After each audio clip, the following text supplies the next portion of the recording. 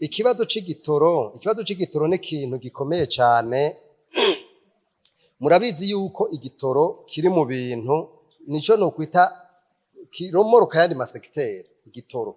Rero turavye ingene ibintu bimeze uno munsi, murabizi ko ikibazo c'igitoro catanguye kuva mu kwezi kwa gatatu k'umwaka uheze, umwaka no kuvuga kurenze igitoro biteye ikibazo.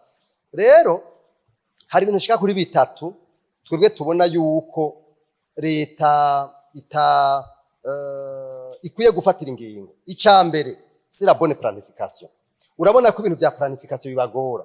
Ivyo ni bibazo nibaza ko leta igomba gutorera umuti. Ikibazo ca kabiri leta igomba gutorera umuti ibintu vya monopole. Igitoro ubukizanwa ni societe imwe yitwa Prestige. Nukubabaza iyi soko bayironse gute, bigenda gute kugira ngo baha amadovize bonyene. Ivyo ni yindi ngorane ya kabiri. Ingorane ya gatatu nibaza leta igomba gutorera umuti ni ikibazo kijanye n'amafaranga y'agaciro. Ikibazo c'amafaranga y'agaciro kirateye ikibazo na cone.